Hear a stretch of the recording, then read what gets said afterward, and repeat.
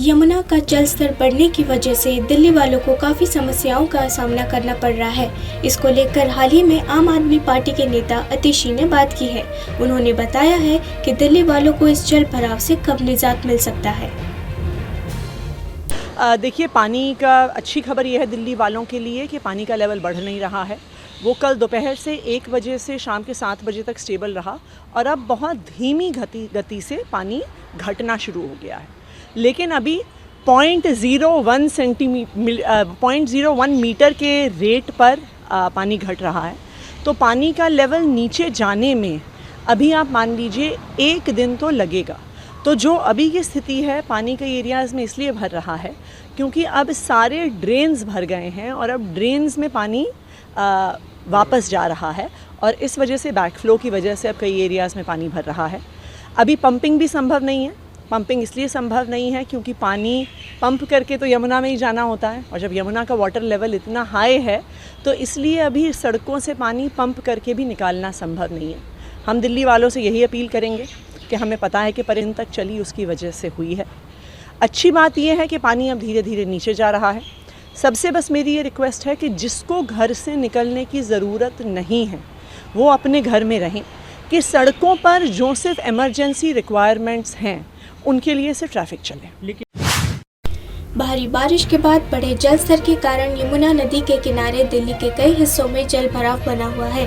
Rajghat, supreme court, ITO, Shantivan आदि के पास के इलाके डूब गए हैं। हालांकि बारिश रुक गई लेकिन पड़ोसी राज्य हरियाणा में हथिनीकुंड बैराज से पानी छोड़ा जाना जारी रहा, जिससे राष्ट्रीय राजधानी में हालात बिगड़ गए। निचले इलाकों में पानी भर जाने के कारण प्रशासन को कई सड़कों से यातायात को मोड़ना पड़ा। नतीजा ये हुआ कि ट्रैफिक जाम देखने को मिला।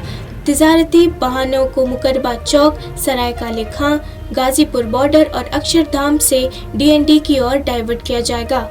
नवीनतम अपडेट के अनुसार यमुना नदी का जलस्तर अब कम होना शुरू हो गया है।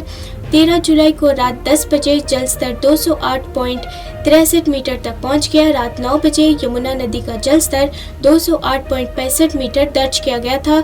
3 घंटे तक जलस्तर स्थिर रहा। शाम 6 बजे, 7 बजे और रात के 8 बजे यमुना का जलस्तर 208.66 मीटर दर्ज किया गया।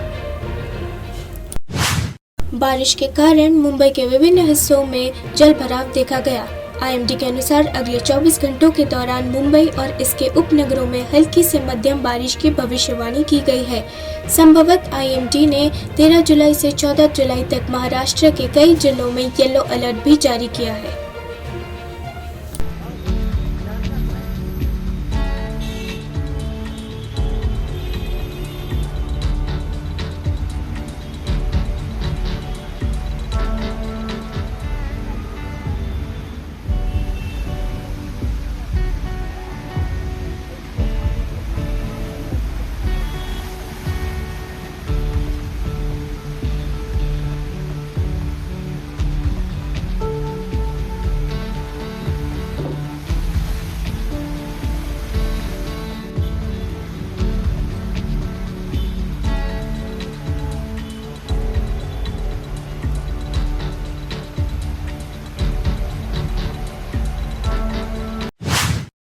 पूर्व विधायक मोहम्मद आजम खान को पहले प्रदान की गई वाई श्रेणी की सुरक्षा वापस ले ली गई है।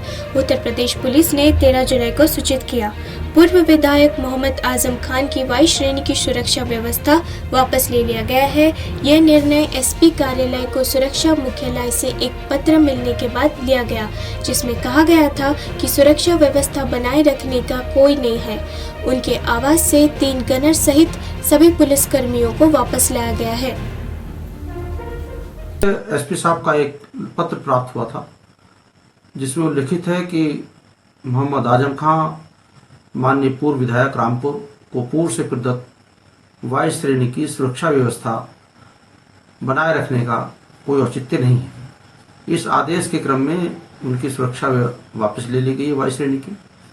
उनके साथ 3 गनर और आवास पर गार्ड थी। सभी पुलिसकर्मियों को वापस बुलाकर लाइन में आमद करा ली गई।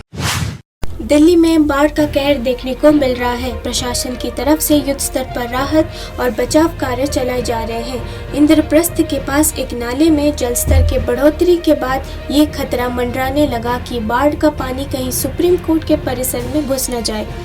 दिल्ली सरकार सुप्रीम कोर्ट तक पानी न पहुंच जाए, उसके लिए इंद्रप्रस्थ के पास के नाले पर छोटा बांध बना रही है। इस नाले से यमुना का पानी दिल्ली के ITO इंद्रप्रस्थ के इलाके में भर रहा था। अगर इस नाले से यमुना के पानी को नहीं रोका जाता तो शुक्रवार दोपहर तक बाढ़ का पानी सुप्रीम कोर्ट तक पहुंच जाता। सैकड़ों मजदूरों को काम पर लगाया गया है। बोरों में मिट्टी भरकर नाले पर बांध का निर्माण किया गया।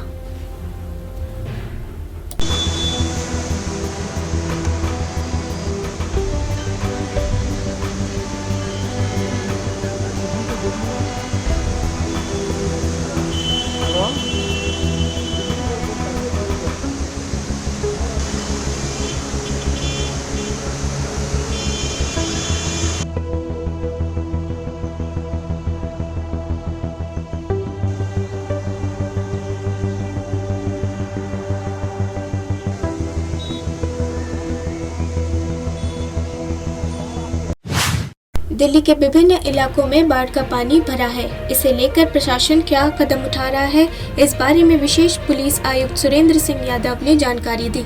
उन्होंने ये भी बताया कि यमुना का जलस्तर भले ही कम हो रहा है, लेकिन पानी वापस जाने में समय लगेगा।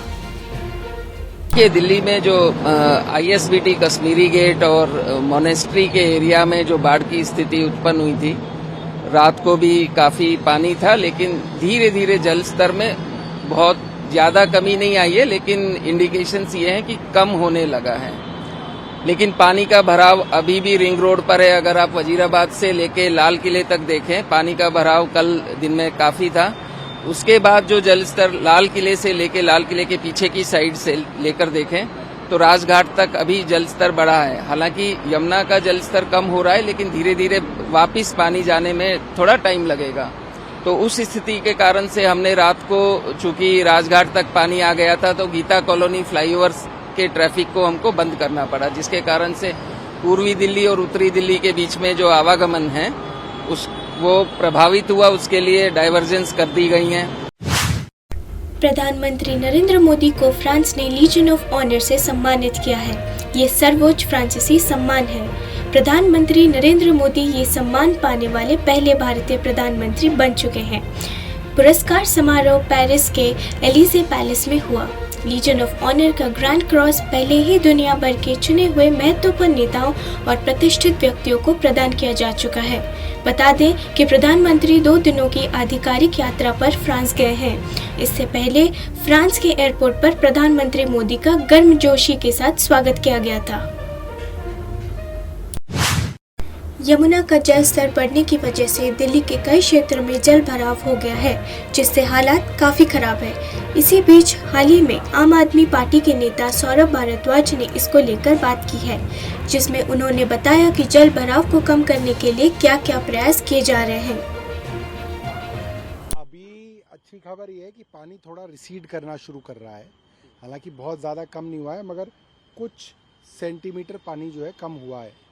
और हमारे लोग यहाँ पे इस वक्त ITO के बैरेज पे हैं और इरिगेशन, फ्लड और अलग अलग डिपार्टमेंट्स के लोग जो है यहाँ पे लेबर और इक्विपमेंट्स हमने मोबिलाइज़ कर लिए हैं। कंप्रेसर आ चुके हैं और बाकी वेल्डिंग वगैरह का सारा सामान आ गया है। थोड़ी देर में हाइड्रा आ रही हैं। रात का इंतज़ार कर रहे थे ताकि ट्रैफिक कम हो, तो इसी रोड पे, इस पुल पे हाइड्रा लगा के हम कोशिश करेंगे कि इतने जो गेट्स, जो 5 गेट्स जैम हैं, उन गेट्स को हाइड्रा की फोर्स से जो है उठा लें। तो यहाँ से पानी जो है, बहुत सारा पानी फिर आगे जो है ओखला के रास्ते जो है आगे जा पाएगा। तो काफ़ी फिर जो है इस एरिया में वाटर लेवल कम हो सकता है।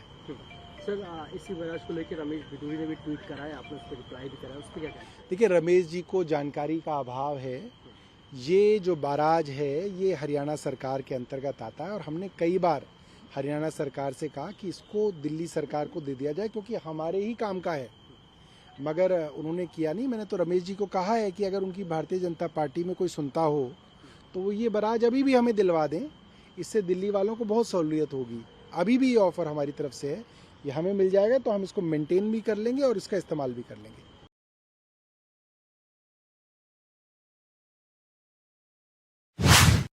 दिल्ली की वर्तमान स्थिति पर दिल्ली के कांग्रेस अध्यक्ष ने आम आदमी पार्टी सरकार पर जमकर निशाना साधा।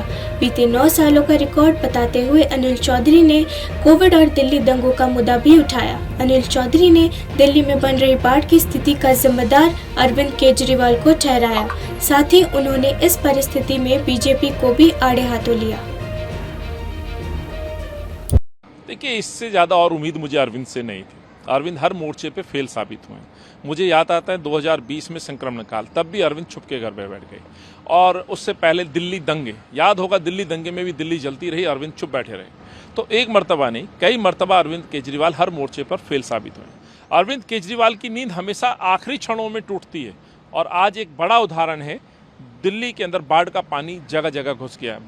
बड़ी कॉलोनी से लेकर गरीब आदमियों के घरों में, मकान के अंदर पानी घुस गया है। तो अरविंद का जो बयान है दिखाता है कि एक ऐसा व्यक्ति है जो केवल अपने चंद मित्रों के लिए, चंद मंत्रियों के लिए काम करता है, जेल में बंद कैदियों के लिए काम करता है, अपने उनके रिश्तेदारों को नौकरी पे रखता है, लेकिन जनता की उनको परवाह नहीं है। तो पूरी तरह से ये सरकार फेल है, विफल है। हर मोर्चे पर ये सरकार विफल साबित हुई है। पूर्व की भांति इस बाढ़ वाले इशू पे, जबकि बाढ़ के बारे में चेतावनियाँ थी, पानी गिर रहा है, हिमाचल और उत्तराखंड के अंदर भारी पानी था, लेकिन एक बारिश दिल्ली में हुई, चंद घंटों की बारिश ने पोल खोल दी कि किस तरह की तैयारी दिल्ली में थी। जगह जगह जल भराव हुआ, उनकी मंत्री के घर के बाहर जल भराव हुआ। ये दर्शाता है कि जो PWD हुई है, MCD हुई है, जो भी नाले हैं, इन नालों की सफाई टाइम पे होनी चाहिए। तो एक बड़ा घोटाले का मामला भी है। वो घोटाला इनके अपने नेताओं की सैलरी पे जाता है, अपने कार्यकर्ताओं की सैलरी पे खर्च हो रहा है, लेकिन दिल्ली की जनता पे वो पैसा खर्च नहीं हो रहा है। और आज उसका नतीजा है कि दिल्ली पूरी पानी पानी हो गई है। सिर्फ बयानबाजी की जाती है, इश्तिहारों में बड़े बड़े ऐड लगाए जाते हैं, लेकिन अरविंद जब